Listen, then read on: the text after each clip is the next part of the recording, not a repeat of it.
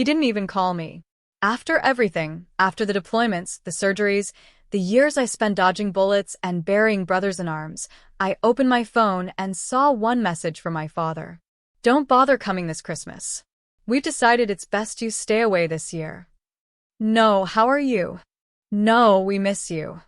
Just a text that read like a severance notice from the people who were supposed to love me unconditionally. My name is Rachel Monroe. And from wherever you're watching this, stay with me.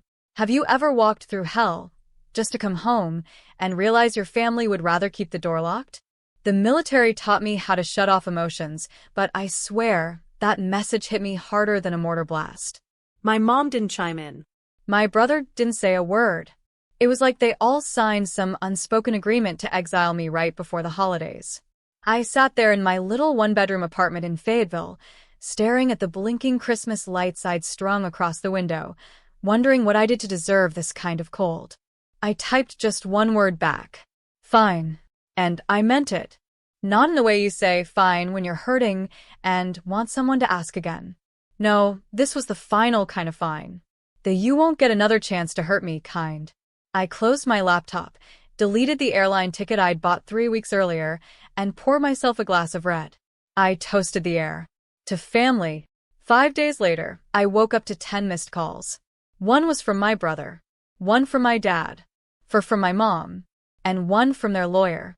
That was the one that made my heart pause. Because by then, it was too late to undo what I'd already set in motion. Too late to unsay what they'd said. Too late to unwrite the letter I'd mailed. They thought I'd come back like I always did, loyal, forgiving, hungry for scraps of love. But this time, I wasn't the girl who left. I'd come home, wearing a different kind of armor. And they were about to learn just how dangerous a daughter can be when she finally stops trying to earn her father's love. Let me take you back. Before the silence, before the text, before the betrayal that cemented everything. I was 18 when I enlisted. My father didn't hug me at graduation. He just said, "Try not to embarrass yourself out there." That was his love language, criticism disguised as advice. But I didn't join to make him proud. I joined because I needed to believe I was worth something. Because home never felt safe, not with the way he looked at me, like I was a burden he hadn't asked for. When I made sergeant, I flew home that Christmas, hoping for some kind of acknowledgement. He asked me to shovel the driveway before I even took my boots off. No, congrats. No, we're proud of you. Just grab a coat. Mom? She was a ghost of the woman I needed her to be. Always wringing her hands, whispering, "Just don't make him angry." And my brother, Tyler, he followed Dad like a shadow. Learned young that siding with him meant peace. So I played the good soldier. Called every birthday. Sent flowers on anniversaries. Mailed checks when the roof leaked or the car broke down. They never asked where the money came from. Never asked what it cost me.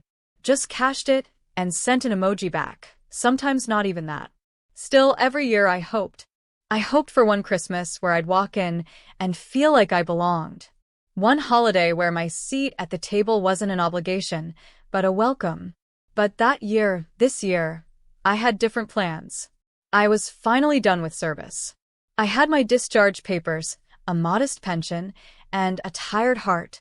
I wanted to come home, bake cookies with Mom, hear Tyler's new job updates, maybe, just maybe, get a pat on the back from Dad. Instead, that text. So, I set the plan in motion. Because 5 years ago, during one of my rare leaves, Dad had asked me to co-sign something for the house. A second mortgage. I was barely 25. He said it was just a formality, a technicality, he called it. I was young, exhausted, and desperate for his approval, so I signed without reading. Big mistake? For them, yes. Because now I owned 51% of their house. They didn't know that yet, but they would. Very, very soon. The irony? I'd forgotten all about that mortgage. It wasn't until after Dad's message, after that text detonated something cold inside me, that I went digging through old military email archives for a distraction. And there it was, a digital copy of the co-signing document, flagged as executed. Signed by him. Signed by me. Stamped. Witnessed. Legal. I clicked through it again, slower this time. And there in legalese, it whispered back something I hadn't caught before. In the event of primary borrower default or voluntary transfer, the cosigner assumes controlling interest over the property until full loan maturity. Controlling interest. I sat back, stunned. While he'd been so busy cutting me off, he forgot that on paper, I wasn't just his daughter. I was his co-owner. No, scratch that. I was the majority owner. He needed my signature for that refinance 5 years ago because of his weak credit. And I'd signed, like a fool in uniform, thinking it meant I mattered. Now? It meant I owned his pride and joy, the house he always bragged about. The same house he told me I wasn't welcome in. Oh, the poetic justice was so thick, it almost tasted like syrup. That night, I called a lawyer, a real estate specialist I'd met on base during a seminar in Tampa. Hypothetically, I said, what happens if a cosigner holds majority interest and the borrower tells her not to come home anymore? There was a pause, then a chuckle. They shouldn't have told her that. Because if she wants to take control of the property, she can. I didn't tell my family anything. Instead, I drafted a letter. Not a dramatic one. Just the facts. Calm, polite, formal. Effective immediately, I will be exercising my controlling interest as cosigner and legal partial owner of the property located at 12 Windmere Lane. All legal rights and responsibilities will be enacted through counsel. You will be contacted shortly. I mailed it certified. Old school. Intentional. Let them open it together. Let them feel it. Then I booked myself a quiet cabin for Christmas in the Smoky Mountains. Snow falling. Fire crackling. Phone off. 5 days later, I turned it on. 10 missed calls. 1 from a lawyer. And I smiled. Not out of revenge, no. Out of clarity. For the first time in my life, I didn't need their permission to come home. I was home. Because they were living in a house that legally belonged to me. Tyler called first. Ratch. What the hell is this? Dad's freaking out. He's talking about lawyers and eviction notices. What are you doing? I took a sip of my coffee and stared at the snowy hills outside my cabin. I'm executing my rights, I said calmly. Same way Dad executed his decision to tell me not to come home. You're seriously gonna kick them out? Over a stupid text. No, Tyler. I'm not kicking them out. Yet. I let that hang in the air. He sputtered. Come on, this is Dad. You know how he is. Yes. I do. That's why I'm doing this. Because here's the thing. Sometimes the people who hurt you the most never think you'll fight back. They rely on your silence. Your need. Your hope for crumbs. But I didn't need crumbs anymore. I had a contract. And for the first time in my life, I had power. The next call was from their lawyer, a man named Harold Wells.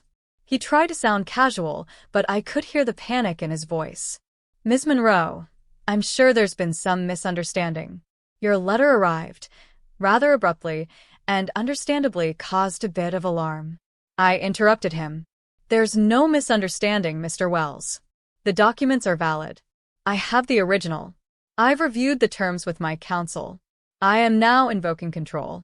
A beat of silence. Then, well, I'm sure we can work something out, perhaps a buyout? A reassignment of the note. That's when it clicked.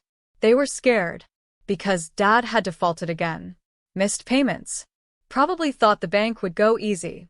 But now he was staring down the barrel of his worst nightmare. Me. I leaned back and whispered, I'm open to discussion. But the first condition is that he calls me himself. Not through you. Not through Tyler. I want him to ask. And just like that, Harold fell quiet. He knew what I was doing.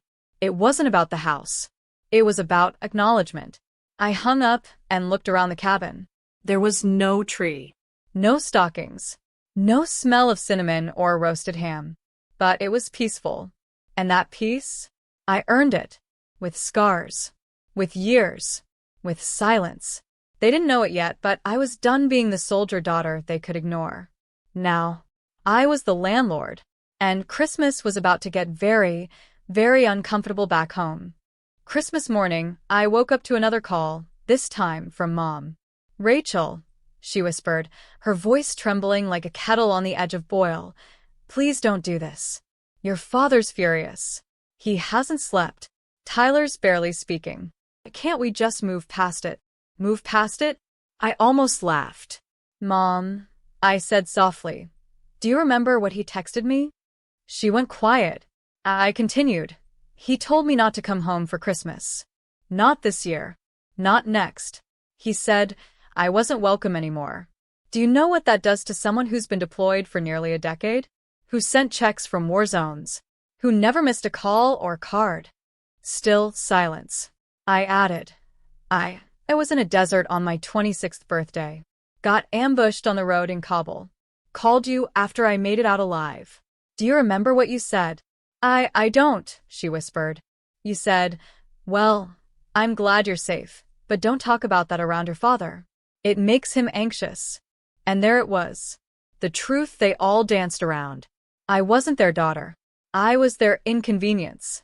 A ghost they accepted only when I was invisible. Mom, I said gently, I'm not doing this out of anger. I'm doing it because I finally realized I was never going to be welcomed back unless I brought something to the table.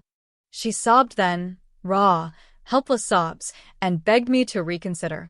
But I didn't cave. Not this time. Because what they didn't know was that I had already filed the legal paperwork. A notice of possession change. It was scheduled for delivery that afternoon. And the cherry on top? I'd hired a property management company, run by a veteran friend of mine from base, to take over operations. They would show up the next day for a formal inspection, not to kick anyone out. Yet. But to let them know, this wasn't their home anymore. That afternoon, I sat by the fireplace, wrapped in a thick sweater, and watched the flames dance. No gifts, no family, but there was peace, and justice, and something sweeter than any holiday carol. Control. I didn't blow up their world out of revenge. I simply reminded them whose name was on the deed. And this year, for once, Christmas belonged to me. The property manager called me around 4 p.m. Hey, Ratch. We did the walkthrough. Your folks weren't exactly thrilled to see us, but we kept it civil, just like you said. I asked, how bad is it? He exhaled. Cosmetically? Not terrible. Structurally?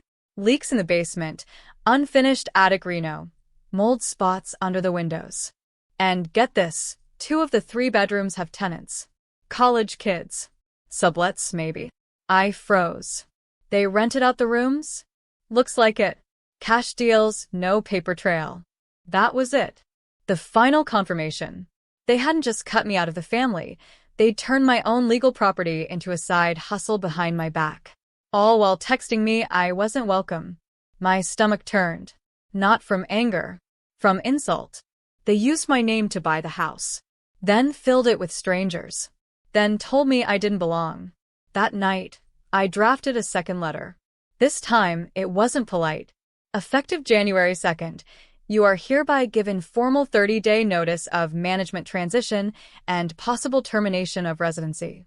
Your sublease agreements are illegal. Rent collection is suspended. This property is now under formal investigation for code violations. Contact all communications through legal counsel only. I signed it with my full name and military rank. Rachel Monroe. Sergeant First Class, U.S. Army, retired. Legal co-owner, 12 Windmere Lane. I sent the document to Harold, their lawyer.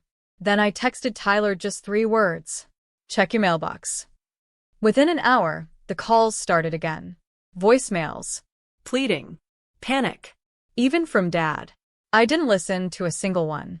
See, there's a moment every soldier knows. The second your boot hits soil and you realize you survived. And in that silence, you feel this power. That's what I felt now. They could scream. They could cry. They could beg. But I had survived them. And now? They were living in my house. With my rules. And come January, they were going to learn what it felt like to be unwelcome. Not out of pettiness, but because I no longer needed a seat at their table. I owned the whole damn dining room. January 2nd arrived like a cold slap. The air was bitter, the sky heavy with snow, and the driveway of 12, Windmere Lane was packed with 3 cars, 2 of which I didn't recognize. I didn't go alone. I showed up with my property manager, a locksmith, and a clipboard full of documentation. I wore a dark coat, boots polished, and my army-issue dog tags around my neck. I wasn't there for a fight. I was there for an inspection. Foreclosure. Dad opened the door, red-faced and sweating despite the freezing cold. "Rachel, what the hell is this circus?" he snapped. I didn't answer right away. I walked past him. My house. My terms. Mom appeared at the base of the stairs, clutching a rosary she only ever dusted off for show. Tyler sat on the couch, pale, defeated. He didn't even look at me. I took a breath. This is a legal transition of ownership and management. As of this morning, all rights associated with this house fall under my direct control. You have 30 days to make a decision. Formalize your tenancy under my contract or relocate. Dad lost it. Relocate. You can't do this. This is our home. No, I said. It's my investment, he growled. I built this place. And you defaulted on it, I said coldly. And signed it over to a 24-year-old in uniform just so you could save your reputation with the bank. That shut him up. I looked around. The living room I used to sneak into at night. The mantel where my boot camp photo used to sit. Gone now. Just a space with people who had erased me. So, I kept going. The illegal tenants have already been notified. If they're not out in 10 days, I'll file for trespassing. And if anyone attempts to intimidate, damage, or interfere with this process, I will pursue criminal charges. Mom's lips trembled. But where will we go? I looked her dead in the eye. I don't know, Mom. Maybe not home for Christmas. She burst into tears. Tyler stood and tried to say something, maybe an apology, but I raised a hand. I don't need words. I needed them 10 years ago. Now? I need boundaries. The locksmith changed the code on the front door as I walked out. Snow crunched under my boots. The air smelled clean. And for the first time in years, I didn't feel like a daughter. I felt like a woman who came back stronger than they ever expected. They could call it cold. I called it survival. The final notice expired on January 31st. They didn't fight it. No last-minute calls. No dramatic standoffs. Just silence, the kind that comes when people finally understand. You're not bluffing anymore. I arrived the morning after with a new key in hand. The house was empty. No note. No goodbye. Just a hollow echo as I stepped through the front door, where once I'd stood in uniform, praying for welcome and received exile instead. I walked the room slowly. In Tyler's old room, I found a duffel bag tag from some ski trip I was never invited to. In the living room, a deep scratch across the floor where the coffee table used to sit, the one I bought at 19 with my first deployment check, and they claimed was alone. I stared at that scar in the wood for a long time.